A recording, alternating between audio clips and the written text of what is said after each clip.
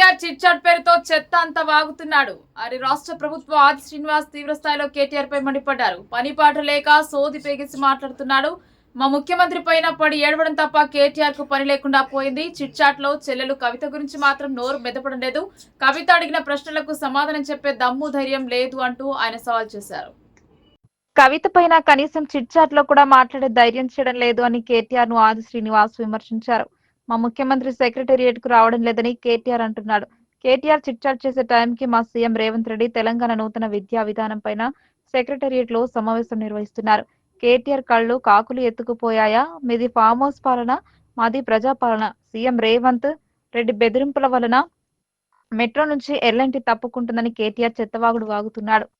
Hyderabad metro నిర్వహించలేమని చాలా కాలం నుంచి L&T కేంద్రానికి రాష్ట్రానికి లేఖలు రాస్తుంది.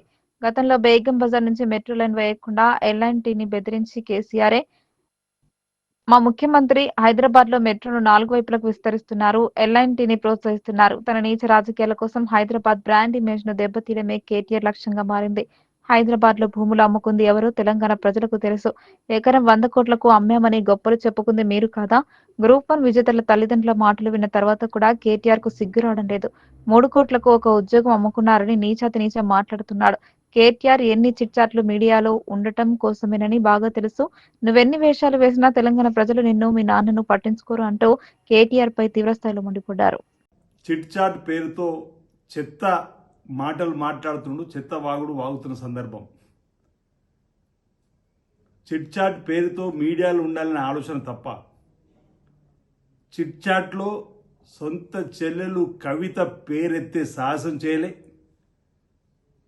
కవిత వేసిన ప్రశ్నలకు సమాధానం చెప్పే దమ్ము కూడా లేకుండా, కవిత చెప్పినటువంటి ప్రశ్నలను ఎదుర్కోలేక చిట్ చాట్లో మా ముఖ్యమంత్రి పైన పడడం, మాటి మాటికి రేవంత్ రెడ్డి గారి పేరెత్తిందే పూట గడవని విధంగా తయారైనటువంటి కేటీఆర్ గారు సెక్రటరియట్కి రావడం లేదు ముఖ్యమంత్రి రేవంత్ రెడ్డి గారు అంటున్నాడు. మీరు చిట్ చాట్ చేస్తున్న సమయంలో మా గౌరవ ముఖ్యమంత్రి, మన గౌరవ ముఖ్యమంత్రి రేవంత్ రెడ్డి గారు సెక్రటరియట్లో నూతన విద్యా విధానం పైన చర్చిస్తున్నటువంటి వీడియో ఒకసారి పంపిస్తే చూడమని చెప్పని, మీరు ఫామ్ హౌస్కే పరిమితమైపోయి ఇంటికి పరిమితమై పాలన చేసినటువంటిది గతమైతే, ఇప్పుడు సెక్రటరియట్ పరిపాలన ప్రతినిత్యం 18 గంటలు కష్టపడుతూ అన్ని శాఖలకు ఒక పాలసీని తీసుకొస్తున్నటువంటి సందర్భం. మీ హయాంలో అసలు ఏ శాఖకు కూడా ఒక పాలసీ లేని మీరా మా ముఖ్యమంత్రి గారి గురించి మాట్లాడదని చెప్పి ఇంతకుముందు అనేక సందర్భాలు ఉన్నాయి. ఎందుకు మా ముఖ్యమంత్రి రేవంత్ రెడ్డి కళ్ళలో నిప్పులు పోసుకుంటారో చెప్పండి. ఎందుకు ఈర్ష్య, ద్వేషం అంటే దానికి సమాధానం లేదు. ప్రజలలో మంచి కార్యక్రమాలు చేస్తూ ముందుకు వెళ్తున్న సందర్భంలో ఎల్ఎన్టీ ఈరోజు మెట్రో నుంచి పోవడానికి మా ముఖ్యమంత్రి రేవంత్ రెడ్డి గారు భయపెడుతున్నారని చెప్పానమాట. మా ముఖ్యమంత్రి రేవంత్ రెడ్డి గారు 4 వైపులా ఈ మెట్రో రైలును తీసుకురావాలని ప్రయత్నం చేస్తూ ఎల్ఎన్టీని ప్రోత్సహించే ప్రయత్నం చేస్తున్నాడు. గతంలో బేగం బజార్లో మెట్రో పోకుండా ఎల్ఎన్టీని బెదిరించింది మీ ముఖ్యమంత్రి, ఆనాటి ముఖ్యమంత్రి మీ నాన్న కేసీఆర్ కాదా అని అడుగుతా ఉన్నా.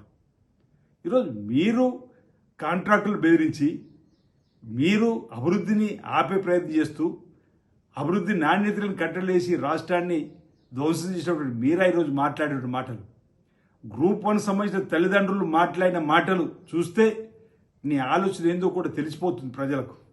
మెట్రో నిర్వహించలేమని ఎల్ఎన్టీ కేంద్రానికి రాష్ట్రానికి లేఖలు కూడా పలు సందర్భాల్లో రాస్తున్నటువంటి సందర్భం కేటీఆర్ గారు తెలిసినప్పటికీ హైదరాబాద్ బ్రాండ్ ఇమేజ్ని తగ్గించేటువంటి ప్రయత్నం చేస్తూ ఈ చిట్ చాట్లో పేలవంగా మాట్లాడడం.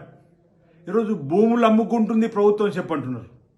గతంలో కోకపేటలో 100 కోట్లకు ఎకరం భూములు అమ్ముకుంటని చెప్పిన గొప్పలు చెప్పుకున్నటువంటిది మీరు కాదా అని అంటున్నా. ఈరోజు రాష్ట్ర ప్రభుత్వ ఇమేజ్ను, హైదరాబాద్ బ్రాండ్ ఇమేజ్ను తగ్గించేటువంటి మాటలే తప్ప మరొకటి కాదు. ఈరోజు గ్రూప్ 1 తల్లిదండ్రులు మాట్లాడుతున్న మాటలు చూసిన తర్వాత కూడా కేటీఆర్ గారికి ఓ ఆలోచన రాకపోవడం, ఈరోజు 3 కోట్లకు ఉద్యోగం అమ్ముకుంటున్నారని చెప్పిన ఓ పేలవైన బట్టి ఆరోపణ చేయడం, మీరా ఈరోజు మా గురించి మాట్లాడాలని చెప్పని ఈరోజు చిట్ చాట్ల పేరిట మీడియాలో ఉండాలనే ఆలోచనతోటి ఈరోజు తాడు బొంగరం లేకుండా మాట్లాడే మాటలు ఏదేందో ఇది సబబు కాదు, సరైనది కాదు. మా ముఖ్యమంత్రి రేవంత్ రెడ్డి గారు ప్రతినిత్యం 18 గంటలు కష్టపడుతూ పరిపాలిస్తున్న తీరును రాష్ట్ర ప్రజలు గమనించారు. రాబో రోజుల్లో కూడా హైదరాబాద్ను, తెలంగాణను అన్ని రంగాలకు అభివృద్ధి పత్రులు తీసుకొని పోవడంలో కృతనిశ్చయంతో ఇంధనం రాజ్యం ముందుకు పోతుందని సందర్భంగా తెలియజేస్తా ఉన్నాడు.